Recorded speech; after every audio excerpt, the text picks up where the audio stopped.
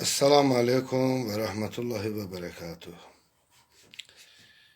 Aslında e, ben bu canlı yayın diyeyim ve video çekip paylaşmayı illərdir fikirləşirdim.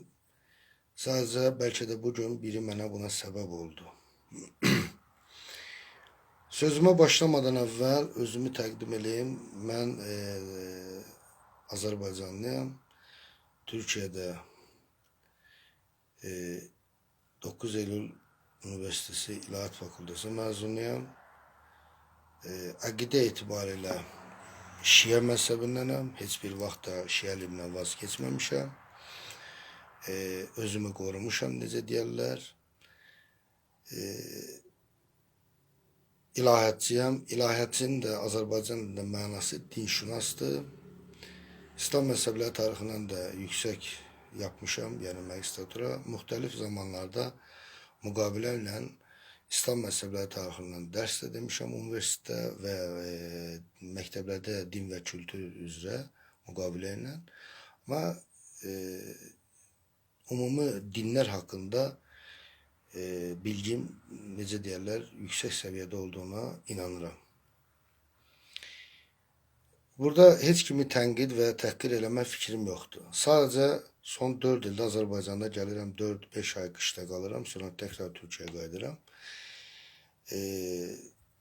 Mənim Azərbaycanda bir çox şeylərə canlı şahid olmuşam, İslamla əlaqədar, dini mövzularda və eyni vaxtda da mən özüm araşdırmacıyam, eyni işlə əlaqədar araşdırmacıyam. Yəni, İster Ərəb ölkələri olsun, ister Orta Asiya olsun, bir ölünü necə məzara qoyarmaqda və orada cənazə mərasimlərində iştirak eləmişəm ki, İslamda bu necə olur və ya Xristianlıqda da iştirak eləmişəm bəzi şeylərdə.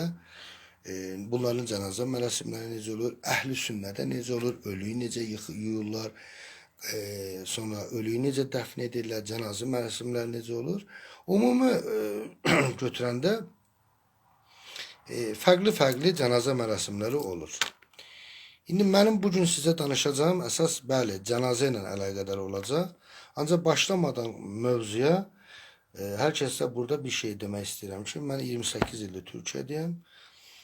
Türkiyədə olduğum için de bəzi kəlmələri bağışlayacaqsınız, Türkçə çıxır ağzımızdan. Ancaq buna baxmayaraq Azərbaycan gəlib gələndə görürəm ki, Türkiyədə olmayan Azərbaycanlı məndən gözəl türkçəsində danışır. Mən bir yerə girəndə bağışlayın, bunun başqa növü varmı soruşuram, o mənə cavabında bəli, başqa çeşidi var deyir.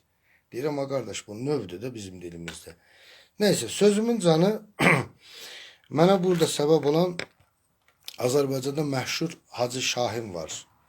İlahiyatçıymış. Mən görürdüm onu bir neçə dəfə videolarda.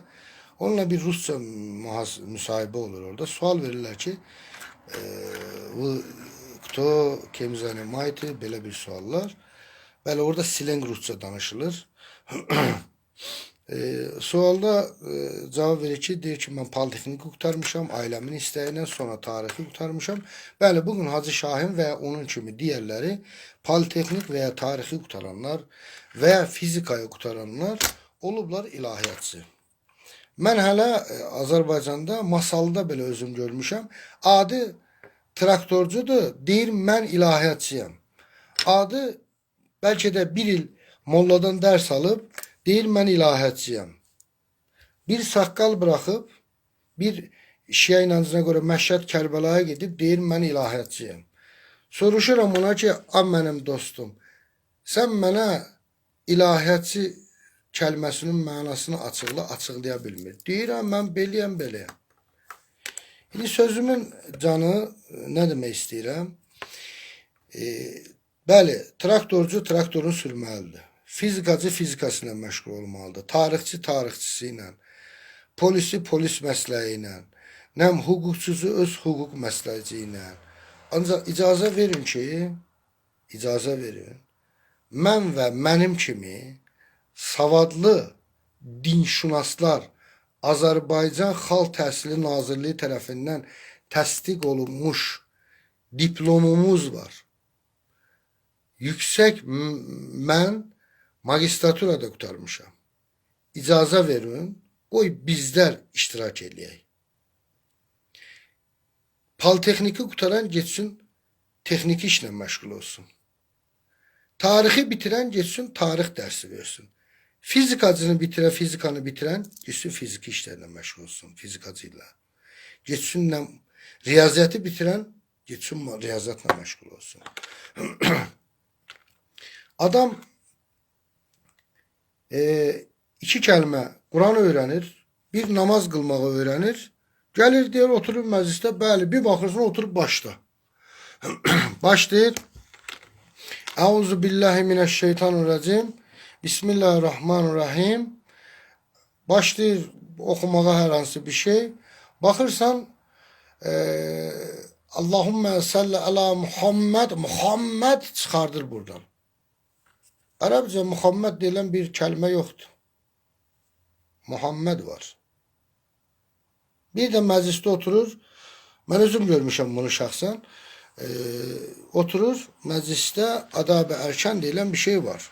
Peyğəmbər sallallahu aleyhi və səlləm və əhl-i beyti olsun və sahabelər olsun, İslamda öncə ədab-ı ərkan deyilən bir şey var. Məclisdə xalqın qarşısında oturubsansa ona görə iştirak eləməlisən.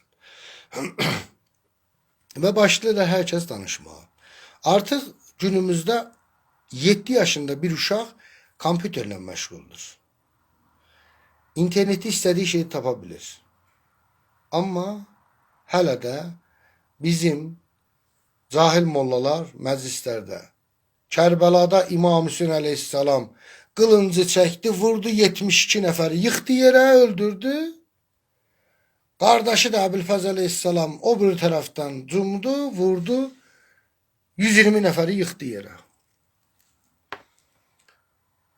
7 yaşındakı uşaq oyun oynayanda, düymeye əlin basanda görür ki, bir lənətullah o Amerikan əskəri, məsələn o filmdə, cizgi filmləri, yəni ki, onlar olur umumən. Onun tüfəngə gülləyi verməyi, çəkməyi hardasa 30 ilə 1 dəqiqə arası, 30 saniyə ilə 1 dəqiqə arası çəkir. Düzdür? Düzdür. Abalam, lənətullah Yezidin İbn Zeydullah adındakı komandirinin özü və oradakı orada iştirak edən Şimir, Həzrəti Əli əleyhissalamın bir nömrəli adamları olublar bunlar. Əlinin yanında böyüyüblər, əlinin yanında qılınc çəkiblər. Bunlar ora kabab yeməyə gəliblər, şiş kabab yeməyə gəliblər. Və onun hərmələ kimi, lənətullah kimi əskərləri var. Bunlar ora oyun oynamağa gəliblər və ya digər əskərləri. Yəni mənim buradan demək istədiyim, yenə deyirəm, xalqı bəs də Allah'dır. Bırakın bu Kərbəla hadisələrini. Maun surəsinə görə siz cəhənnəmliksiniz. Ne deyir ayette? Fevailun lil musallin ellezine hum en salatihim sahun ellezine hum yura'un ve yemna'unel ma'un. O şəxslər ki namaz qılırlar, namazı göstərgə ilə qılıb cəmaatı, xalqı alladırlar, başqalarını alladırlar. Bax sizin kimi namaz qılanlar Allah tərəfindən lənətlənir. Birincisi, İslamda cənazə mərasimində hər bir Müslümanın vəzifəsidir iştirak eləmək. Mən bir dinşünas olaraq, Azərbaycanda desək dinşünas rəsmi dildə, dilimizdə ilahiyyatçı olaraq, həm əhli sünnəni, həm əhli şiəni, həm xristiyanlığı, həm Musəviliyi, Hinduzmu, Buddizmi gözəl bir şəkildə bilirəm. İllərimi vermişəm bu işə. Bir var oxuyasan, bir də var araşdırasan. Bir də var orada iştirak eləsən. Mən həm araşdırmışam, həm iştirak eləmişəm. İslamda dəfn çox əsasdır.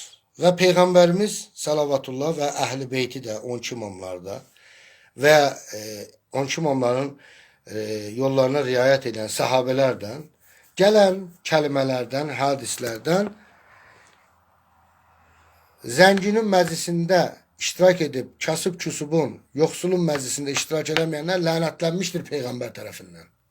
Bunun nə minimi yoxdur. Mən dəfələrcə görmüşəm. Bunu buradan da deyirəm bir elm adamı olaraq. Heç bir yoxsul, kasıb, küsub heç bir vaxt dərd eləməsin ki, mən öləndə mənim yerdə qalacaq ölümüm. Xeyr. Heç bir Müslümanın ölüsü yerdə qalmaz. Onu mütləq şəkildə hər kəs bastırmaq, dəfn etmək məcburiyyətindədir. Və edəcəklər də. Heç kim burada narahat olmasın. Heç kim. Gəlmirmi sənin məclis üzvə? 4 nəfərlə əgər onu dəfn etməyə aparmağa varsa, olmazsa da öz qucağında götürüb dəfn eləyə bilərsən. İslam buna icazə verir. Cənazə namazını qılmazsa da məcbur qalıb özü normal şəkildə əzbər bildiyin duaları oxuyub onu yenə dəfn eləyə bilərsən. Qoy günahı olsun o cahil bir şərəf mollaların üzərinə. Bu nə deməkdir? Mən cənazə namazı qılacam, ver $100. Ver $200.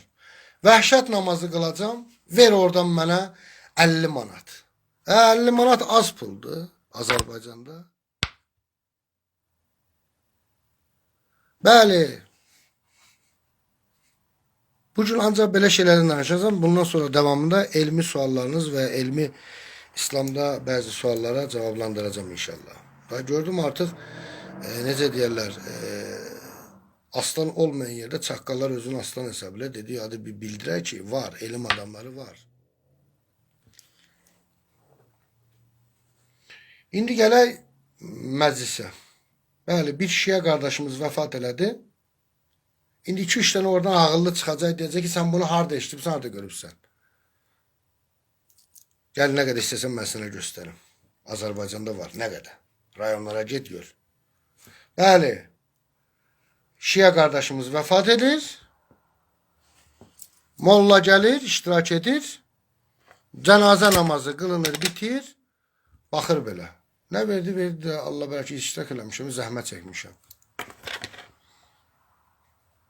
Zəhmət çəkmə.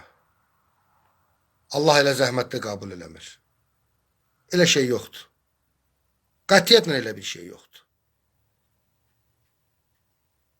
Cənazə namazını gəlib qılacaqsan və gedəcəksən. Halal elə, eləmə. Heç problemdir. Sənin vəzifəndir o, əgər bilirsənsə. İkincisi,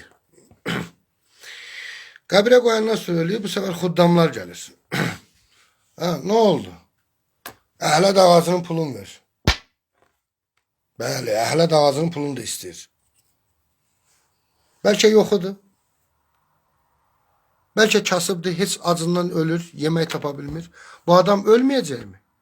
Səndən mi izin alacaq? Bəli, xuddam əhlət ağacının pulunu alır. Bu günün pulu ilə 25-30 manatdır. Sonra ondan əvvəl ölü sahibi düşür şeyə. İstir kafir, kəfan pulu, o, bu. Akşam olur, molla gəlir, oturur. Vəhşət namazı qılacam. Elə bir çətindir vəhşət namazı. Başa sal, deyirlər ki, bunu belə qıl, qutardı, getdi. Sənin qıldığın mənim qıldığımdan daha razı. O mollaya gedib deyəndə ki, evinə gedəndə o şəxs mollanın evinə həmən namus şərəf ayağı yatır. Arvadım görünməsin, qızım görünməsin. Sən kimsən ki, onun vəhşət namazını qılırsan, onun anasının, bacısının vəhşət namazını çəkirsən orada, adın deyirsən filan və ya nəysə. Bunlar var. Amma bunu heç kim demir. İşlərinə gəlmir. Buradan deyirəm. Cənazə mərasimləri maksimum 3 gündür. 40'ı da nə üçün eləyirik? Onda isə Cabir Ənsar, İmam Hüseyin əleyhissalamın başının dəfnində, orada onun cənazə mərasimində, yəni o vücudunun toplanması, dəfn edilməsi falan, tabi bunlar tarixi məsələlərdir. Cabir Ənsar ərbəyinə getdiyi üçün bu ərbəyin xüsusən əvvəllər Əhl-i Sünnədə də vardı. Əhl-i Sünnə sonra 52'yə çıxartdı. 40 istifadə olunur. Bu da İmam Hüseyin əleyhissalamın xatirinə, bəli. Onu yad eləmək məqsədi ilə eyvallah. Ona qəbul. Amma 7 yoxdur İslamda. 7 Musəvlilikdən gəlir. Əgər bir molla desə ki, mən bu məclisdə 7 gün otururam, havayı, bəli, 7 gündə zəhmət çəkər, o evin cənazə mərasimində yeyilən, içilən hər şeyin haqqını ödər. Və ya kim desə ki, yox, mən elirəm, ölümə sayğın, ölüyə hörmət deyilən bir şey yoxdur İslamda. Özünüzü allatmayın. Dəfn elədin, qəbrə qoydun ölünü, Allahla qul arasında başlayır hesablaşma. Hələ o gündə başlamır. O hələ çəkəcək. Gözləyirik biz qiyaməti. Bərzəx aləminə girəcəksən, oturacaqsan orada. O bir var həbsxana, bir də